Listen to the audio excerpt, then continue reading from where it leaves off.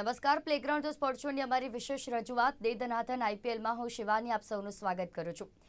ગઈકાલે જે પ્રમાણે મેચ રમાઈ કોલકાતા નાઇટ રાઇડર્સ અને મુંબઈ ઇન્ડિયન્સ વચ્ચે, હવે આ મેચ વિશે શું કહી શકાય? કારણ કે આપણે એક તરફ એવી મેચો જોઈ છે કે જ્યાં ચોગ્ગા છગ્ગાની રમઝટ હોય ને પ્રેક્ષકો પોતાની ખુરશી ઉપર પણ ના બેસે, કારણ કે એટલે ઉત્સુક હોય કે હવે કંઈક જો એ બેસે ને હજી કોઈક એવી 4 આવશે, હજી કોઈ એવી 6 આવશે, એવી કોઈ પણ પ્રકારના એવા સમીકરણો રચાશે.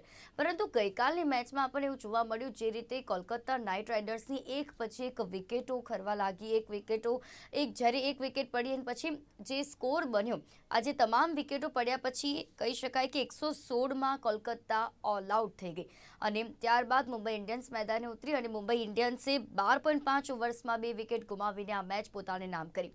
જે રીતે મુંબઈ ઇન્ડિયન્સનું કહી શકાય કે તેમના બોલર્સનું તરખાટ જોવા મળ્યો અને કોલકાતા નાઇટ રાઇડર્સના બેટર્સને કાબૂમાં લેવાનો જે પ્રયત્ન કર્યો એ ગઈકાલની મેચમાં જોવા મળ્યો. એટલે ગુજરાત સામેની જે હાર હતી મુંબઈ ઇન્ડિયન્સની, તે ક્યાંક કમબેક કરીને મુંબઈ ઇન્ડિયન્સે પોતાનું જે પ્રયત્નો કર્યા, પોતાના ખેલાડીઓ એવા પ્રયત્નો કર્યા અને ટીમ વર્ક જોવા મળ્યું.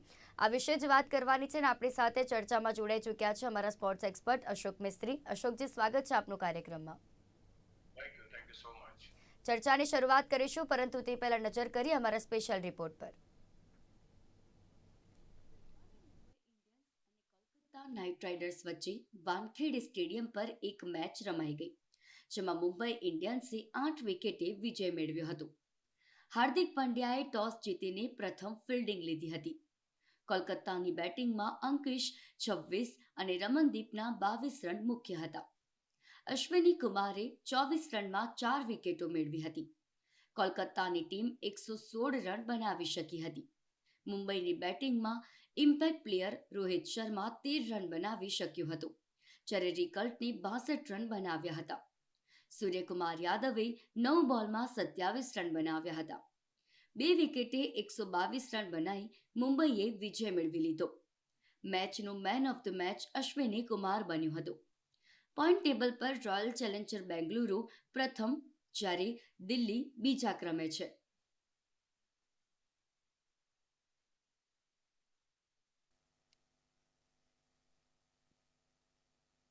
બિલકુલ અશોકજી, જે રીતે ગઈકાલની મેચ વિશે વાત કરીએ તો મુંબઈ ઇન્ડિયન્સ અને કોલકાતા નાઇટ રાઇડર્સ આ મેચ કેવી રહી અને પ્રેક્ષકોના વ્યૂની વાત કરીએ તો આ મેચ કેવી કહી શકાય? એક બે બહુ ધુરંધર ટીમો જયારે લડી રહ્યો હતો, તો બે એવું યુદ્ધ ચાલતું હોય જ્યાં બે દેશો સરખે સરખા લડતા હોય, ત્યારે એક ભીષણ યુદ્ધની આપણે આગાહી કરી શકીએ.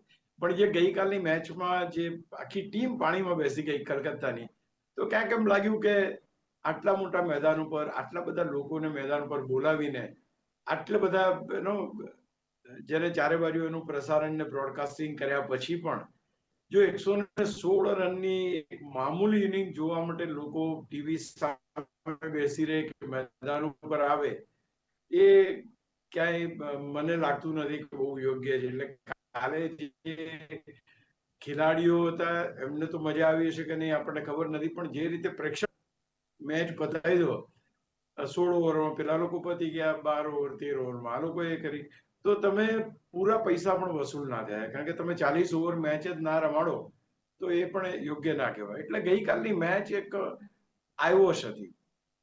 એમ લાગે કે કલકત્તા ટોટલી શરણે થઈ ગયું મુંબઈને અને 116 રનમાં આઉટ થઈ ગયું. ના કોઈ ડીકોક ચાલ્યો કે ના પછી નારાયણ ચાલ્યો કે ના રાણે ચાલ્યો, કોઈ પણ બેટ્સમેન રમી ના શકે એવી અનપ્લેએબલ બોલિંગ તો ક્યાંય જોવા મળી નથી. But the way what has happen એ ક્યાંક ને ક્યાંક આપણી નજરની સામે છે કે 116 રનમાં ડિફેન્ડિંગ ચેમ્પિયન કલકત્તા નાઇટ રાઇડર્સના તમામ બેટ્સમેન આઉટ થઈ જાય. એટલે ક્યાંક એમ લાગે કે ભાઈ લોકો માટે આ જે દિવસ હતો, કાલનો જે દિવસ હતો, it was not a good day. જે લોકો મેદાન ઉપર આવ્યા એમના પૈસા વસૂલ ડેફિનેટલી ના થયા હોય, કારણ કે જે રીતે તમે મેચ આખી રમી છે અથવા તો રમાઈ છે એ કોઈ રીતે સેટિસ્ફાય કરી શકે એમ નથી. મુંબઈ કે જે રમતનું હબ ગણાય છે, મને તો ખબર છે, I had been to in Mumbai for many years. એટલે ક્યાંક એમ લાગે કે ત્યાંના જે પ્રેક્ષકોનો જે ઉત્સાહ છે દરેક રમતો પ્રત્યે, નોટ ઓનલી ક્રિકેટ, દરેક રમત પ્રત્યેનો ત્યાંનો ઉત્સાહ એક અલગ હોય છે. અને જ્યારે તમારા ફેન્સને તમે નિરાશ કરો છો હા ઠીક છે, ફેન્સ એમ ખુશ હોઈ શકે કે મુંબઈ જીત્યું, પણ જે રીતે રમત રમાઈ અને જે રીતે મુંબઈ જીત્યું, આઈ થિંક કોઈને કન્વિન્સિંગ તો બહુ લાગ્યું નહીં હોય, એ ખૂબ સ્વાભાવિક છે. એટલે પૈસા એમના માટે વસૂલ ના થયા એમ કહી શકાય છે. બિલકુલ. અશોકજી, મુંબઈ ઇન્ડિયન્સની બોલિંગ કેવી રહી અને તેમના નવા બોલર્સનું પ્રદર્શન કેવું રહ્યું? I think this is a very good question because દરેકે દરેક આઈપીએલ માંથી ભારતને ઘણા બધા સારા ખેલાડીઓ મળ્યા. દરેક આઈપીએલ માંથી 3-4 ખેલાડીઓ ઉડીને આગે વળગ્યા હોય છે. It is a wide base of talent hunt. એટલું મોટી ટેલેન્ટ હન્ટ કરવા માટેનું આ પ્લેટફોર્મ છે કે જે નાની નાની જગ્યાએથી આવેલા નાના ખેલાડીઓ એવું શાનદાર પ્રદર્શન કરીને ક્યાંક પોતાની જાતને ક્વોલિફાય કરે, ભાઈ અમે પણ ભારતીય ટીમમાં રમી શકે એવા છીએ, અમે એટલા લાઇમલાઇટમાં આવતા નથી. અશ્વની જે રીતે બોલિંગ કરી ગઈકાલે, I think that was perfect fast bowling કે જે ભારત શોધી રહ્યું છે એવા ટેલેન્ટેડ ખેલાડીઓ. કારણ કે જ્યારે હવે ઉમેશ યાદવ છે, ઈશાંત શર્મા છે, ભુવનેશ્વર કુમાર છે, આ બધા જે ખેલાડીઓ છે, હવે now they are on the way of the leaving the cricket ત્યાર પછી જસપ્રીત બુમરાહ છે, ત્યાર પછી અત્યારના જે ખેલાડીઓ છે, મોહમ્મદ શમી છે, નાઉ they are all walking towards their ending their career. Jasprit Bumrah પણ જે રીતે ઈજા પામે છે, જે રીતે એનું જવું આવવું થાય છે, એ ક્યાંક ને ક્યાંક એમને કોઈ ફોર્મેટ માટે જ રમશે એવું ક્યાંક સિલેક્ટ કરવું પડશે. તે વખતે તમારી પાસે યંગ લેગ્સ હોવા જરૂરી છે, યંગ ફાસ્ટ બોલર્સ હોવા જરૂરી છે, અને એ યંગ ફાસ્ટ બોલર્સ એ તમને આઈપીએલ ના માધ્યમથી મળે. બધા bowlers, betters, wicket keepers, fast bowlers, everything. તો માનું છું કે બહુ જ સરસ મને એની બોલિંગ લાગી. જે રીતે મુંબઈએ ઓવરઓલ બોલિંગ બી સારી હતી, કારણ કે જે રીતે ટ્રેન્ટ બોલ્ટ જેવો માણસ હોય, આજે ટ્રેન્ટ બોલ્ટનો રેકોર્ડ છે કે પાવર પ્લેમાં વિકેટ લે છે એમ, એ જ પ્રમાણે પાવર પ્લેમાં એને વિકેટ લઈ આપી. તમે જે રીતે એને નારાયણને બોલ્ડ કર્યો, એને કઈ ખબર જ ના પડી કે કઈ રીતના રમવું, શું કરવું હોય. તો વર્લ્ડ બેસ્ટ બોલર છે, એમાં કોઈ સવાલ નથી. ચાહરની ગઈકાલે સારી બોલિંગ પડી, પણ એનાથી વિશેષ અશ્વનીની બોલિંગ હતી. who has taken 4 wickets and I was very impressed the way he was bowling. જે મુવમેન્ટ એની થતી હતી, જે ધ વે બેટ્સમેન રમવા જાય ને બેટમાંથી બોલ નીકળી જાય, ઇટ વોઝ એક્સલન્ટ બોલિંગ. અને ક્યાંક પુથુરની વાત કરો તો ગયા વખતે આપણને એક ખેલાડી મળ્યો હતો સ્પિન બોલિંગ તરીકે, આજે આ ફાસ્ટ બોલિંગ તરીકે તમને સારો ખેલાડી મળ્યો, તો ઇટ્સ અ ગુડ સાઇન કે તમને આઈપીએલ માંથી સારા ખેલાડી મળે છે. અને બીજું, જ્યારે મુંબઈ ઇન્ડિયન્સ અત્યારે ખરાબ સમયમાંથી પસાર થઈ રહી છે, અત્યાર સુધી કોઈ મેચ એ લોકો જીત્યા નહોતા, ગઈકાલે ફર્સ્ટ મેચ એ લોકો જીત્યા છે, એ વખતે આ ટીમને માથામાં વધારે તીર આવે એ બહુ જરૂરી છે. અને એના માટે ક્યાંક એમ કહી શકાય કે અશ્વની ઇઝ ધ બેસ્ટ મેન, કે જે એક ફાસ્ટ બોલિંગ ક્ષેત્રે ફાસ્ટ બોલિંગની 4 ઓવર્સની અંદર એ વ્યક્તિએ રન પણ ઓછા આપ્યા અને વિકેટો પણ લીધી.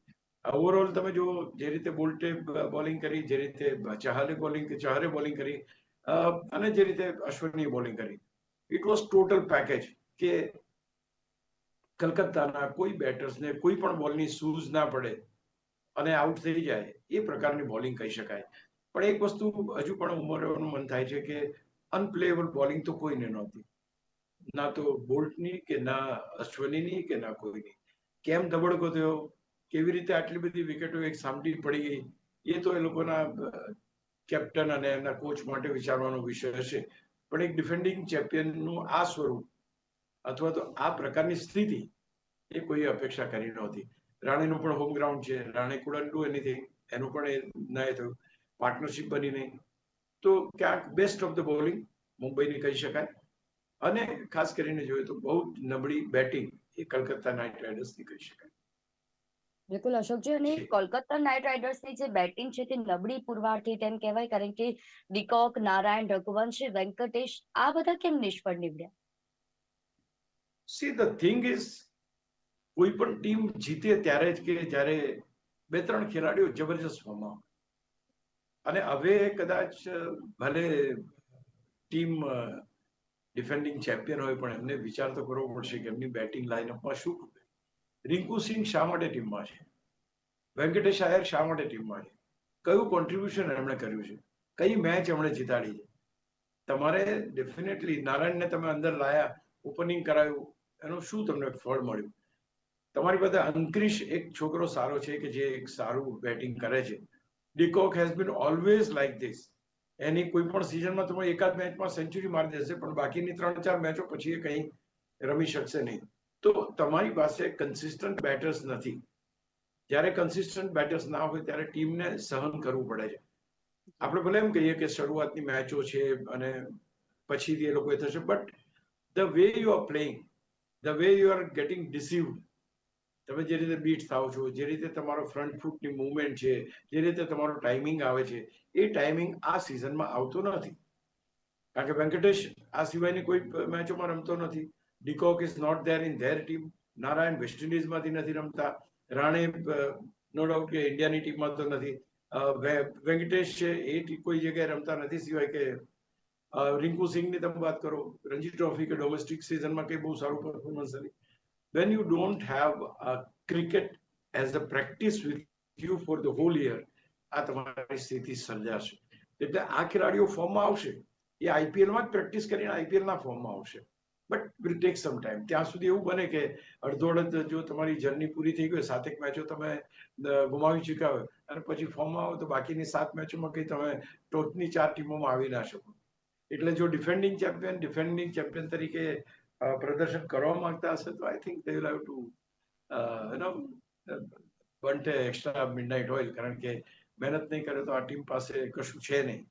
જી બિલકુલ. અને કોલકાતામાં ખાસ કરીને રિંકુ સિંઘ અને વેંકટેશ અય્યરની જે નિષ્ફળતા હતી, આ નિષ્ફળતા કોલકાતાને હરાવવામાં કારણભૂત થયું તેમ કહેવાય. તમે ટીમમાં તમારું અસ્તિત્વ કેવી રીતે છે જુઓ તમે. Rinku Singh is not a bowler. એક એટેકિંગ બેટ્સમેન તરીકે એમને લાવવામાં આવે છે. વેંકટેશ આયર એક ઓપનિંગ તરીકે બી સારો ખેલાડી છે, એક મિડલ ઓર્ડરમાં સારું રમી શકે છે. What is happening? એની ન તો એની પગની કાલની મૂવમેન્ટ એની બરાબર જણાય, ન કોઈ બોલને કનેક્ટ કરવામાં એની એ ગણાય. તો આ જે પરિસ્થિતિ હોય તો લેક ઓફ પ્રેક્ટિસ, આ બધા ખેલાડીની લેક ઓફ પ્રેક્ટિસ દેખાઈ રહી છે. Rinku Singh the other hand, તમે જ્યારે 5 છગ્ગા માર્યા અને ગુજરાતમાં કલકત્તા જીત્યું ત્યારે આપણે બધા એને માથા ઉપર મૂકીને બધાને એ કર્યો હતો, માથા પર ઉચકી લીધો હતો. But then after that what has happened? Not a single inning of that calibre has come. અને ત્યાર પછી ઇવન ઇન્ડિયન ટીમમાં જ્યારે આવ્યા કે બાકી કોઈ પણ મેચો રમ્યા, ક્યાંય સ્પાર્ક દેખાયો જ નહીં. તો એનો અર્થ એ થયો કે તમે એક સિઝનની વરસાદ હતા, તમે આનાથી વધારે રમી શકતા નથી. કન્સિસ્ટન્સી તમારી પાસે નથી, સાતત્ય તમારી પાસે નથી, મેદાન પર રમવાની ક્ષમતા તમારી, દરેક બોલ આવીને આંખ બંધ કરીને ચોકો છક્કો ના વાગે. તમને તમારા બેટિંગની અંદર સફળ ત્યારે જ થવાય જ્યારે તમારો ટાઈમિંગ પરફેક્ટ તમને મળે just when you are practising more. અને એ પ્રેક્ટિસનો અભાવ અહીંયા દેખાય. હું નથી માનતો કે રિંકુ સિંઘ અથવા વેંકટેશ અય્યર ફરી ભારતીય ટીમમાં આવવાની એટલી એ કરી શકે, બીકોઝ ધેર પોઝિશન, એ લોકોની જે પોઝિશનમાં એ લોકો બેટિંગ કરે છે અને જે રીતે એ લોકો બેટિંગ કરે છે, ક્યાંય કોઈ રીતે બહુ સારા ખેલાડીઓ બહાર પડ્યા છે. There are plenty of very good players sitting outside. હું નથી માનતો કે વેંકટેશ અને રિંકુ સિંઘને કોઈ ભારતીય ટીમમાં સ્થાન આપે if they perform like this. તો ક્યાંક તમારી આઈડેન્ટિટી તમે બનાવી લીધી, પણ આઈડેન્ટિટીને તમારે જાળવવાની જરૂર છે. તમે ટોચ ઉપર પહોંચી ગયા, પણ ટોચ ઉપર પછી ત્યાં રહેવું મુશ્કેલ છે. I think that is only what is happening. બિલકુલ. અને અશોકજી, સતત નિષ્ફળતા મળતા અને હવે કાલે જ્યારે મુંબઈ ઇન્ડિયન્સ નિષ્ફળતા પછી કમબેક કર્યું, તો મુંબઈ ઇન્ડિયન્સની બેટિંગ કેવી રહી? અને ખાસ કરીને એમ કહીએ કે સૂર્યકુમાર યાદવ હવે ફરીથી કમબેક કર્યું છે તેમણે, એક ટીમ સ્પિરિટ ગઈકાલની મેચમાં મુંબઈ ઇન્ડિયન્સની જોવા મળી. બહુ સીધી વાત છે. તમારી પાસે ટાર્ગેટ્સ મોટા ના હોય, કોઈ જાતનું ટીમ પર દબાણ ના હોય, તે વખતે તમારા પોતાના મેદાન ઉપર તમે જ્યારે રમતા હો તો આત્મવિશ્વાસ તો ખૂબ સ્વાભાવિક વાત છે. 116 રન 20 ઓવરમાં કોઈ રીતે ક્યાંય સેટ નથી. હવે આટલા જ જો સ્કોર કરવાના તો સૂર્યકુમાર તો શું, પણ કોઈ પણ બેટ્સમેનને તમે કહો તો એ સારી રીતે રમીને આટલો સ્કોર તો કરી શકે. સવાલ એ છે કે એ લોકો કેલિબર વાળા બેટર છે. સૂર્યકુમાર યાદવ ગુડ, ધેટ અમુક ઘણા એના સ્કૂપ શોટ્સ જે વાગ્યા, that was fantastic. Even Russell ઘણી વાર હસી પડે કે યાર તું તો કંઈ પણ તમે બોલ નાખીએ તું 6 તો મારી જ દે છે. So it's a good sign. Entertaining cricketer. એક જ વ્યક્તિએ તો આખી મેચમાં એન્ટરટેન કર્યા, એ છે સૂર્યકુમાર યાદવ.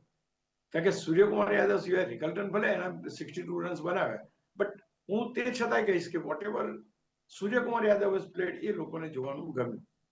રોહિત શર્મા રમ્યો તો લોકોને જોવાનું ગમત, કારણ કે local Bombay boy, he is the Bombay boy, અને બોમ્બે બોય ત્યાં આગળ રહીને નાનપણથી મોટા થયા છે એ મેદાન ઉપર. એ છે સૂર્યકુમાર છે, રાણે છે, તો એ ક્યાંક છે. તો I think he has played is fantastic inning. અને લાસ્ટ ટાઈમ બી એને તો 47 રન્સ બનાવ્યા હતા અહીંયા આગળ પણ. તો he is a good batter. Let see, કારણ કે મુંબઈને બોલિંગ ડિપાર્ટમેન્ટ થોડુંક મજબૂત જ્યારે થઈ રહ્યું છે ત્યારે બેટિંગમાં થોડી સ્થિરતાની જરૂર છે, અને સ્થિરતા સૂર્યકુમાર યાદવ જો ફોર્મમાં આવે તો આપી શકે છે. બાકી ઉપરના ખેલાડીઓ, જે તમે રોહિત શર્માની વાત કરીએ આપણે, તો હજુ સુધી એ કંઈ સેટલ થઈ શક્યો નથી. બિલકુલ. અશોકજી, આ આઈપીએલ રોહિત શર્મા અને MS ધોનીની છેલ્લી આઈપીએલ કહી શકાય, અને આ સવાલ તો દરેક ક્રિકેટ રસિકો માટે હશે કે દરેક ક્રિકેટ રસિકો મનમાં આ જ ક્વેશ્ચન કરતા હશે કે શું આ દિગ્ગજો જે હતા, જે આ દિગ્ગજ ખેલાડીઓ છે, તેમની આ છેલ્લી હવે આઈપીએલ ગણી શકાય? ઘણા બધા કારણો છે આમાં. એટલે ખાસ કરીને મહેન્દ્રસિંહ ધોની માટે તો ડેફિનેટલી કહી શકાય કે આ છેલ્લી આઈપીએલ હોય, અથવા તો એક સ્થાન, ત્યાર પછી તમે 10 ખેલાડીઓની ટીમથી રમવાનું એ રીતની પરિસ્થિતિ એ ચેન્નઈ સુપર કિંગ્સ માટે સર્જાય. એના કોચે બહુ સરસ કહ્યું છે કે હવે મહેન્દ્રસિંહ ધોની 10 ઓવર મેદાન ઉપર રમી શકે એમ નથી, એના ઘૂંટણ એને સાથ નથી આપતા. So it is a clear indication કે એનું એક ખેલાડી તરીકે મેદાન ઉપર ટકવું મુશ્કેલ છે. વિકેટ કીપિંગ ધારો કે તમે કરો અને ત્યાર પછી જો બેટિંગમાં તમે ઉતરો છો, તો એ બેટિંગ 10 ઓવર સુધી કરવી એ મહેન્દ્રસિંહ ધોની કરી શકે એમ નથી. એમને જ્યાં જે ક્રમે બેટિંગ ઉપર આવવું હશે એ ક્રમે આવશે, એમને જે અનુકૂળ હશે એ પ્રમાણે કરશે. એનો અર્થ એ થયો કે તમે એ ખેલાડીને એક મહત્વનો ખેલાડી ગણતા નથી. કેમ નથી ગણતા? ભાઈ, તમારે 10 રન 25 રન બનાવવાના છે, ધોની નહીં કરી શકે. એ 9મા ક્રમે બેટિંગ કરવા આવશે, આવી શકશે.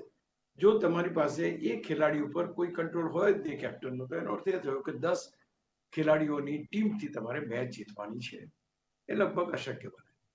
એટલે હું માનું છું અત્યારની જે પરિસ્થિતિ છે, જે રીતે એનો બેટિંગ ક્રમ બદલાય છે, જે રીતે the things he is expressing, અને જે રીતે આ એના કોચનું સ્ટેટમેન્ટ આવ્યું છે, ઓલ ધીસ લીડ્સ કે હવે ધોની એ બીજા કોઈ રોલમાં દેખાય. પહેલી વાત. રોહિત શર્માની તમે વાત કરી. રોહિત શર્મા એ ખેલાડી છે કે જેણે આ ટીમને બહુ મોટી બનાવી, પણ ભૂતકાળમાં બનાવી. ભૂતકાળનો ભાર માથા ઉપર લઈને વર્તમાનમાં ચાલવું બહુ મુશ્કેલ પડે. It's very difficult unless and until you perform. એટલે રોહિત શર્મા માટે 5 વાર ચેમ્પિયન બનાવ્યા છે, એ કેરી કરવું, એ સતત ટીમ હારે ત્યાં સુધી, એ મને નથી લાગતું કે શક્ય બને. આ વખતે તો ઇમ્પેક્ટ પ્લેયર તરીકે આવ્યા, પણ ઇમ્પેક્ટ એમનો આવ્યો નથી. બની શકે કે નેક્સ્ટ મેચમાં રોહિત શર્મા ટીમમાં ના પણ હોય. I will not be surprise, કારણ કે આજે તમે સતત મેચોમાં જો પ્રદર્શન ના કરી શકો અને સતત તમે નિષ્ફળ જાઓ છો, તમે ટચમાં પણ નથી. વન ડે, T20 બધા જે કોઈ ફોર્મેટમાં રમ્યા ત્યાં દરેક જગ્યાએ ઠીક છે, આપણે વન ડે T20ના ચેમ્પિયન બન્યા, ચેમ્પિયન્સ ટ્રોફીમાં આપણે જીત્યા, all good things. I mean he has done lot of good things for the team. Mumbai Indians એને 5 વાર ચેમ્પિયન બન્યા, પણ એ ક્યાંય એવું તો લાયસન્સ નથી આપતું કે એ ખેલાડીને તમારે કેરી કરવું પડે. પ્રોફેશનલ ક્રિકેટ છે, સારા ખેલાડીઓ નહીં હોય તો ટીમ હારી જશે, અને કોઈ ફ્રેન્ચાઇઝી આટલા બધા રૂપિયા લગાવીને હારવા માટે તો રૂપિયા સ્પેન્ડ ના કરતા હોય, સ્વાભાવિક છે. જરૂરી નથી કે એને ટીમમાંથી બહાર કરવામાં આવે કે એમને ટીમ મે બી ડ્રોપ ફોર ફ્યુ મેચીસ, એને કહેવામાં આવે 2-3 મેચો બીજા કોઈને ચાન્સ આપો. So let they have. અત્યારે એલાર્મિંગ ટાઈમ છે એમની પાસે. એમને ઓપનિંગ અત્યારે થતું નથી. પાવર પ્લેમાં વિકેટ પડી જાય છે જલ્દી. રિકલ્ટન આ વખતે રમ્યો, દર વખતે રમતો નથી. જેક્સ દર વખતે રમતો નથી, એટલે બહુ મોટી તકલીફ છે. દે હેવ ટુ એન્શ્યોર કે ઓપનિંગ કોઈ સારું આપે ને 6 ઓવર પાવર પ્લેની રમે. If Rohit Sharma is not performing, not delivering, let somebody else do it. એટલે આમાં કોઈ રોહિત શર્માની એની જે ગ્રેટનેસ છે તો એની અંદર કોઈ આપણો એ નથી, પણ ક્યાંક ને ક્યાંક ટીમ આવું વિચારે એ સ્વાભાવિક છે. અને બીજું કે આજે તમે બહુ સિનિયર ખેલાડીને ટીમમાં લો છો, એટલે બાકીના ખેલાડીઓ પર પણ એની અસર પડે છે, કારણ કે એ નથી પરફોર્મ કરતા, એ સેડ હોય અથવા તો સાઇડલાઇન થયેલા ગણે, તો આખી ટીમને એમ લાગે કે આ રોહિત શર્મા રમતા નથી. I think it is a time for Mumbai Indians to look back અને ક્યાંક નવા ખેલાડીની તપાસ કરવી તો પડશે જ. બિલકુલ. અને અશોકજી, ધોની માટે ફ્લેમિંગે કરેલી જે વાત હતી તે કેટલી પ્રાસંગિક કહી શકાય અને તેને મેચ વિનર કહી ના શકાય એ કેટલું આઘાતજનક?